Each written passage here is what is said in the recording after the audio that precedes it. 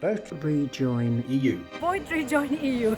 Hi, I'm Alex. I'm a YouTuber. I'm a historian, teacher, politics teacher, and journalist and author. Max, could you introduce yourself? Hello, my name is Max. I run the Robespierre channel on YouTube. My real name is Mark. I've been doing it for a number of years now. Really got going under following Brexit. So when Brexit exploded online, I set up this YouTube channel and I started responding to Brexiteers, British politicians, and trying to get the message out that the solution, of course, is to rejoin the European Union. And that's all I really have to say at the moment. Ben. And I'm Ben Chambers, and I for the last 9 years now I've been running a audio-only radio show stroke podcast. Originally called 16 Million Rising. You'll see a CD that I've given out for free to you today on your seats. All the information on there is wrong now. It's called Single-Minded Rejoiners, still SMR. You'll find that by Googling SMR Rejoin Radio. The show goes out for free every Monday from about 6. This week's show will be a day late, but devoted to this conference and information gleaned from it. It features comedy, music, political debate, interviews, original content, but it's focused very much on a curation of the very best content by content creators like Mark, Max, and indeed Political X, Alex, and others, to bring it all into one place and just to amplify the message. That's what I'm doing. So our question is, how do we combat social media lies from Donald Trump, Vladimir Putin, and we'll chuck in Elon Musk for good measure, because he's really gone on a bit of a rampage over the last week, hasn't he? Because he said the week before, the curse of Western civilization is empathy. This week, he's now complaining that people are bombing his cars because they lack empathy. How do you combat that, Max? That's a really easy question to answer. I think it starts off from the point of education. Like Tony Blair once said, education, education, education. And I think we need to provide people with the tools to handle misinformation. So it's all over the place. You know, it's infiltrating social media, normal traditional media. Politicians are using it. A lot of the language that they're using is based on misinformation. And there's a bit of feedback. I think we need to provide people with critical thinking skills. They need to be taught at school. We need to spread it around. We need to challenge people. You know, a couple of months back, I was doing some work in my house and a carpenter came and he was talking to me about how Trump is the solution to all of America's problems. He's not American. This guy is Italian. But then he mentioned Brexit. And I was like, okay, I'm not going to talk about Trump, but I'm going to talk about Brexit. And I started asking him questions. I said, okay, what do you know about Brexit? Well, you know, it's a good thing. I said, oh, how is it a good thing? I said, well, Britain is now free. I said, free to do what? So eventually, I'm not going to go through all this now, but eventually I broke him down to, he realized, well, okay, well, Brexit was not a good idea, but Trump is still the solution to our problems. But I think it's important to ask questions to provide people with tools, critical thinking tools, skepticism, ask people to take a step back, try to compare sources. So when they receive information, I remember also during the pandemic, for example, I was arguing with people on social media and they would say, well, you know, the EU has decided to punish Italy in this case over the use of the Green Pass. So I don't know if you're familiar with the Green Pass. It was a card. It was a card you needed to have to access different services to get into public buildings. And I asked this individual, I said, where did you get this information from? And they said, Facebook. I said, okay, can you find another source to confirm whether what you believe is true or not? And they couldn't. And eventually I convinced them that the information they received was wrong. So we can't just rely on people using their own thinking ability to overcome these problems. We have to provide them with these skills. We have to start off early, teaching children critical thinking skills, telling them, convincing them to ask questions, not just to take things as they are, and then to cross-reference things. So cross-reference things. I don't know if anyone here is a professor, but you know about peer review. You don't just take one source, you check it against other information. So I think this is one way. it's a very difficult question to answer. How do we combat Trump? How do we combat Elon Musk? How do we combat this type of misinformation? There are a number of different ways, but when it comes to a situation where Trump is just basically lying to the public, Never. I'm not sure how we can combat that, but we can at least try and give people the skills to take a step back and think, okay, what is he saying? Is it true? Is it not? Is it going to impact my life? And maybe go from there. Good answer. Ben? Yeah, I mean, I agree entirely with what Max said. I think there's a couple of things we have to address first. The elephant in the room with this is we're fighting against somebody, in the case of Elon Musk and indeed Trump, with the power of 1 billion megaphones, effectively with a dictaphone. You know, we've got a very small mouthpiece. A lot of people in our community, whether it be National Rejoin March, whether it be me with my little radio show, Max and Alex with their YouTube channels, there are a lot of people on our side of the divide with small mouthpieces who are right. You know, we've got the facts, the evidence, the peer review, but we don't have the platform, we don't have the amplification, and we're trying to fight down and shout down somebody who does. And it's incredibly difficult because empty vessels shout the loudest, and the majority of people out there quite clearly believe whatever they hear at the loudest volume. Trump, for example, is well known to just pick up on the last thing that he's heard, believe that's the truth, and constantly amplify that. I think what Max said about critical thinking is entirely right. There's a group you may or may not have heard of called Shout Out UK. They're a group that go into schools because teachers are afraid, like it used to be, I think, in my day with sex education. Teachers are equally afraid to touch politics and to touch critical thinking because they don't want some parent coming in saying, you told my little Johnny he has to vote Labour, or you told Sarah she can't vote Conservative because they're the bad guy. I mean, that's what they're frightened of. So this group go in, they teach critical thinking skills, and I remember leaving school at 16 with the right to vote and absolutely no idea what it meant at all. I didn't know the difference between local council elections, by-elections, general elections. I knew nothing about the European Parliament. And I had that right to vote, and it's an incredibly powerful tool, but no one taught me how to use it at all, because schools steer clear of it. Well, this group go into schools, they talk to people, they do approach the critical thinking issue very, very deeply, because that is one of the number one things we've learned over the past 9 years that needs to be addressed. What the Brexit campaign did, and Liz Webster spoke about this brilliantly before the break, they managed to get at least half the population on the same page very effectively and got them to do their bidding. And it was incredibly easy for them, partly because they manipulated social media.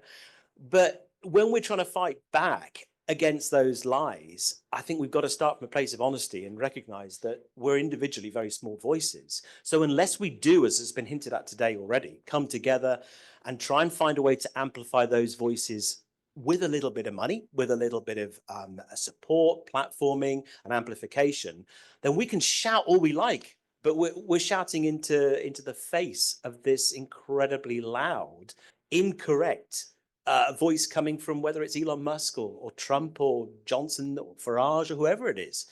So that for me would be the very first thing we've got to do. If we want to be listened to, we've got to create the ingredients or the platform for that to work. And that's going to require support, amplification, and sadly money to get those messages out there. Otherwise, we're just talking to very, very small audiences. It's a bit of a problem, isn't it? It is for me. I do wonder if we should be also putting journalistic standards on some of these social media accounts. It's definitely something that's been floated around on media and social media on a few occasions. And people normally say, one of the most interesting things I find is that people turn around and say, oh, it'd be impossible to monitor that. I started finding if I made anything particularly critical about Musk, suddenly you got a thing flash up saying you can't post that, or if you do post that, be warned, you might be removed. So there isn't a sort of algorithm available. How have you dealt on your YouTube channel with people making comments that are untoward or slightly pro-Russian? Well, I have moderators on my channel, so they're able to filter a lot of the things that personal attacks or stuff that is a bit dodgy. So I've been quite fortunate with that because I have over 200,000 subscribers, so it's difficult to follow all of that. So the moderators have done a good job there. But yeah, we need to be able to, because you'll see it online if you're on social media a lot, you'll see a lot of comments which are very similar when it comes to things about Donald Trump or Elon Musk. It's what's basically happening is you have these troll farms, you have bots, you have people setting up these accounts with hundreds of other sock puppets, and they put out a comment and then it's shared all around social media, and it's influencing people who don't know that these accounts are real. And it's changing people's minds. It's moving people in a particular direction. If you're just on social media a little bit, you probably won't notice it. But if you're on it a lot, you'll start to see this impact, and it's having a real impact. Ben, any thoughts? In regards In to what terms of specifically? comments or social media See, comments it's or different for me because I mean, unlike you two and others like Phil Morehouse, I'm sure lots of you are familiar with, I don't operate a YouTube channel. So I don't have to deal with an influx of comments on every single thing I say every week. People email, I mean, send into the show voice notes or sort of recorded messages up to a minute long, saying what they think about the state of the nation or something that we've discussed on a previous show, or pointing me in the direction of material. So for me, I mean, there are two groups of negative comments, and the group that hurts, of course, is are those that come from people within our own community, who may or may not be contributing anything to the debate themselves. They sit at home in their armchair and they're quite quick to point the finger and say, well, that'll never work. There's no point doing that. No one's going to listen to that. No, you want to be doing it like this. There's a lot of those people out there. Of course, the comments from the people on the other side, those still banging the drum for Brexit, are easy to just ignore because they're wrong. And if 9 years of what's happened to this country hasn't convinced them that they've got it wrong, I'm certainly not going to be able to. Max isn't going to be able to, neither are you. I mean, they've had 9 years of this now. So for me, the show that I'm doing is not intending to change minds. If it does, great, because we have some wonderful guests on the show. I've interviewed some amazing people. It's more a curation of current analysis, news, views, rants and bants, as I call it, to entertain people in our community who are already there, because we need encouragement. We need reminding that we're on the right path, and that even though there's a lot of people trying to steer us off it, you know, we've got to keep on keeping on, because the word inevitable has been used a number of times today, and I think we'll hear it again. It is inevitable that we're going to have to do something about the mess we're in.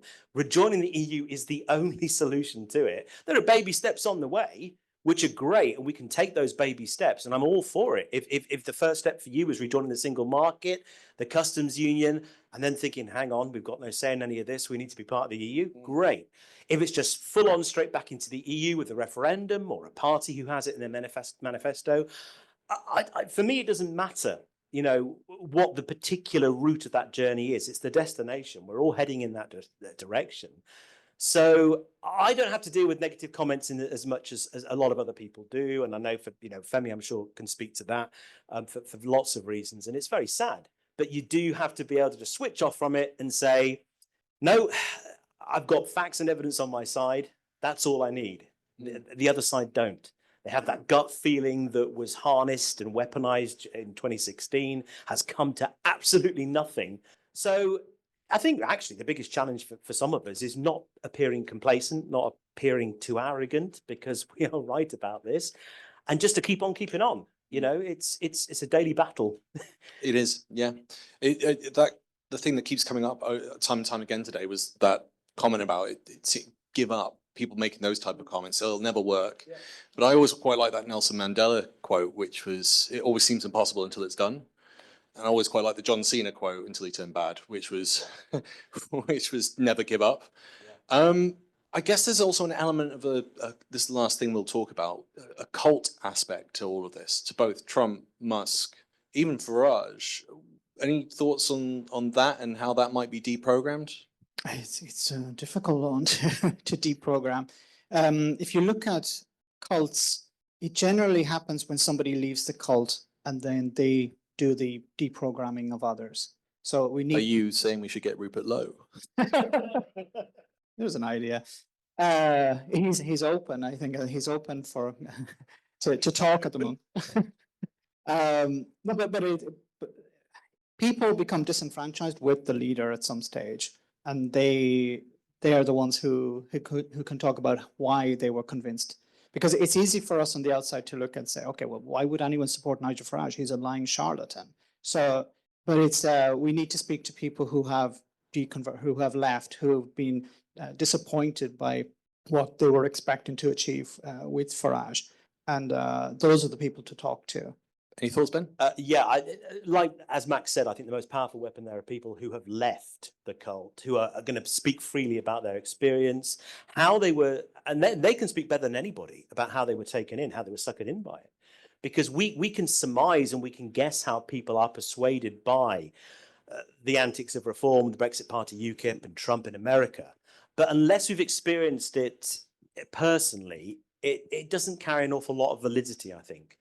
I'm reminded, though, something Max just alluded to there as well, is I think it was Shakespeare that said, humanity or evil will prey upon itself. Now, we're seeing that at the moment within reform, which is great. Get the popcorn out. You know, we're all happy to see that. But as has been pointed out, there are still far too many people who are invested as part of their identity in being in these cults, because that's what they are. I mean, there's no basis in fact or evidence to back anything up they say. They harness people's vulnerabilities and their fears and suspicions. They weaponize them against themselves. I mean, Brexit was an act of self-harm. You know, it was people voting against their best interests. How do you get people to do that? Only via the mechanisms of a cult. So I think there's a brilliant book by, I think it's Matthew Said, who wrote a book called Black Box Thinking, about how people end up, when they're confronted with the fact they've made a terrible mistake, in the main part, digging their heels in and actually saying, no. I mean, I could give plenty of examples. It's a great book. There are two very good examples in there. One from a space cult about a flying saucer sort of is going to rescue. There's another one about a chief inspector in a murder case who, once he was proved forensically he'd got the wrong suspect, just refused to accept it. And even though all the evidence was stacked up in a huge pile saying you got it wrong, they dug their heels in even further. I think the cult that suggests that believed that the world was going to end and a spaceship was going to come and rescue them all, when it didn't end, they took that as a sign that their faith in this cult had been rewarded, and that their now job was to go and spread the word, because they'd been proven right. I mean, nothing could be further from the truth. So you are fighting. It's not a case of fighting fire with fire or anything like that, or pouring water over fire. The rules they're playing by on the other side are so absurd and perverse and twisted. It's really difficult to know how to counter a lot of it. But I think the only way you can is the same way you would with a cult. And as Max said, speaking to people that have left reform or are disillusioned with it, who have woken up and said, you know what, actually, I thought Nigel was going to be a great MP. I thought he was going to stand up for Clacton. I thought he was going to put us on the map. He's never here. He hasn't even set up an office. He refuses to do surgeries because he thinks he's going to be at risk of being milkshaked or whatever. I mean, it's only through speaking to people like that who have experienced, you know, being rejected by their chosen demigod that I think we're going to make any hay. It's all very well saying you're wrong, we're right. Here's the evidence. That's not enough. We've proven that. 9 years has proven that's not enough. We need these people to come out and say, this is my experience. I fell for it, and this is why. And I'm sad that I still know so many people who are still invested in it. But this is, I think, the key to unlocking, getting people out of that total mess. I don't know what it is, but they do, because they've done it. And I think Max is right. I think if we can speak to people, whether it's Rupert Lowe or others like him, and find out exactly what it is that they fell out of love with their project over, then we're onto something, I think. Sounds good. Yeah. I just want to add one other thing. These people have not been reasoned into their current way of thinking, so they can't be reasoned out. So there's no point talking about statistics. There's no point talking about numbers. No point talking about anything like that. You need to respond to their emotions. So I ask the question often, and I say this is not related to Trump or Farage, but I ask the question, are you better off? Are you going to be better off at the next election? This is a question I pose to people on the Labour side. You know, if you want to hold on to power, you have to convince people that their lives are better. And with Farage supporters, you know, has your life improved? Has Brexit made your life better? let's not talk about statistics. Let's not talk about immigration. Just, is your life better? And I think most of them would say, no, it's not. So we can latch onto that feeling that they have. It's the feeling that convinced them to vote to leave the European Union. It wasn't based on statistics or facts. It was based on feelings. So we have to latch onto those feelings as well. Is your life better? No, it's not. We go to the Q&A round. Would anyone like to ask anyone on the panel a question? Please let me know who you'd like to speak to. To be honest, I'm interested in all your views, but I think it was a president that said it was easier to convince someone or con someone again than convince them that they'd already been conned. Isn't that the problem that we've got? Well, evidently, yes, because the ongoing success of Nigel Farage as a cult figure, as a leader, is testimony to that. You would have thought that after Brexit and after he'd been exposed as a serial charlatan and liar in every regard, people would have woken up. But it's like they're begging to fall for it again. Now, I've got no answer to that. I'm sure as many of you here are baffled by it. I'm baffled by it completely. I don't understand it. But then I've never found myself the victim of a cult and had to come out of that environment. So it's hard for me to identify. I do struggle with it. I mean, being conned once is kind of forgivable. It's excusable.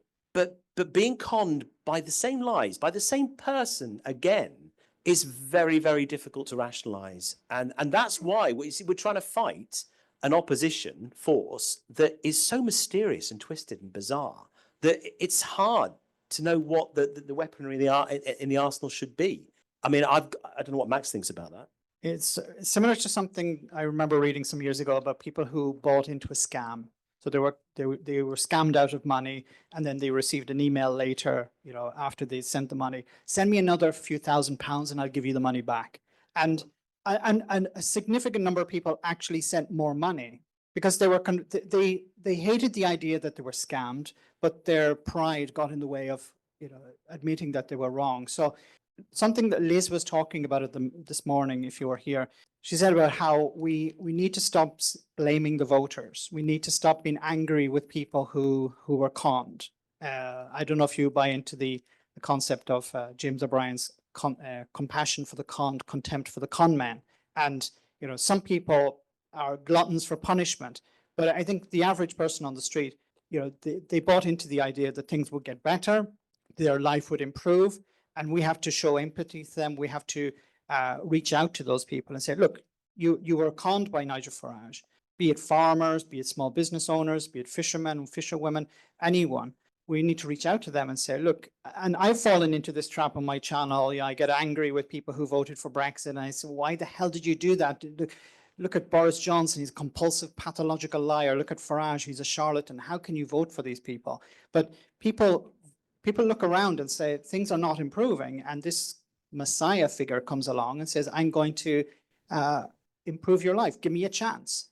And a bit like the scam, many people, okay, let's give him a bit more power. Maybe he'll improve things. People are still convinced that if Nigel Farage was prime minister, everything would be better, even though he has proven himself to be nothing of the sort.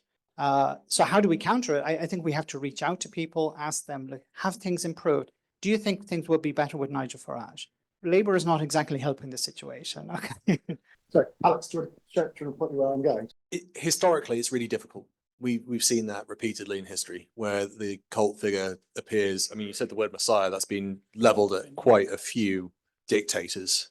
And we can relate that to Trump in many ways, who, I mean, this week alone, he said, I think Steve Bannon, his personal assistant, for a better word, was saying, oh, we've got a plan to come up with getting him a third term. And you're like, well, the Constitution would block you on that. And he was like, no, we've got a plan to get around that. It makes you wonder what they've got going on, but it also makes you wonder if that's part of the propaganda campaign. It is very difficult, but it is about education. It's about repetition, and it's about everyone having a voice. And some of the channels on YouTube and on the podcast are on the Rejoin side of things are far bigger. I think your channel, not to big you up and get you too big-headed too much, but your channel gets more views than Reform, which says quite a bit. Phil, from a different bias, definitely. And many, many others out there get bigger views than some of these political parties. But then we could also complain about the comms from the other parties as well. They're not good enough. Like, most of us will beat Labour regularly, weekly, on our comms for views, which is ridiculous. I mean, it's a plus side for the Rejoin EU party because we're growing very quickly in regards to that. We are getting views. So it's difficult, but it's repetition and it's education, in my opinion. Next question. So Alex, who you need to pick someone and send it to? Person just behind you, Patrick, on your right. I think you were next. Hello, my name is Philip Robinson. I'm a part of Volt UK. I would like to say that for me, one of the problems is the rhetoric that is used when we're talking about reform, UKIP, whatever. And I can tell you this from a position of strength because I actually stood for UKIP back in 1997. I left shortly afterwards. I was never a racist, I was never a fascist, and I was never a Nazi. And these are terms that we hear bandied around all the time. I can tell you that the vast majority of film people are none of the sort. And only using that kind of rhetoric, talk, inflames them. And we must avoid this. We need to unite the middle ground. And we will never do that with the polarization that we've got within the political structures nowadays. For me, the world, I left reform, I left UKIP because I saw that the world was changing. The internet has blown the world open. We are in a totally different age now. And we need to get this over to people. I'm just aware that we've got a time constraint here because we are going to have to move on. But is there a question? Well, the question was just pointing out, it was more of a statement. Okay. I totally agree that we need to deal with it, but we've got to address the real problem. We can take two more questions. So This gentleman's had his hand up Yeah, before. yeah. Would you like the question too? Only one person because we are time constrained. Okay, maybe Max. I'm just a lot of the problem. Someone like Farage and also Trump. These are consummate rhetoricians. They have a very effective rhetoric. It's so effective it doesn't even look like rhetoric. What would an effective Rejoin rhetoric look like? Wow. First of all, I want to say thank you to the gentleman at the back of the room for being honest like this, because I think it's very difficult to be honest, and I want to commend him for being so honest and well said. Because it's very difficult for people to admit that they were wrong. It's very difficult and I try and do it on my channel. I often get things wrong, and I think it's important to respond. When it comes to what type of rhetoric, I think honesty, I think we need to be, but it needs to be positive. We need to be positive about, so when it comes to the European Union, rejoining the European Union, it has to be very positive. The Leave campaign was extremely positive. The Remain campaign in 2016 was extremely negative, and people didn't buy into that. So I think going forward, we need to have people pushing a positive message. Yeah, I was just going to say what we have on our side now is that we are the change, whereas before we were Remain was the status quo. It was keep things as they are. And you ask most people, do you want your life to be better than it was or keep it the same? I mean, they're going to say, we'll roll the dice and maybe we'll get a 5 or a 6. So we're now the change campaign. This is the way things are. We're in Brexit Britain. It's been this way for 4 or 5 years. We want to join the EU, and these are the benefits it's going to bring. So Max is right. It's an entirely positive campaign that we need to be part of, and I think that's what a lot of us try and do. Although we poke fun occasionally because it's unavoidable, we're trying to focus on the positives, on the advantages, the benefits of being part of the world's biggest peace project, trading bloc, at a time of geopolitical trauma where it's never, I think, been more required.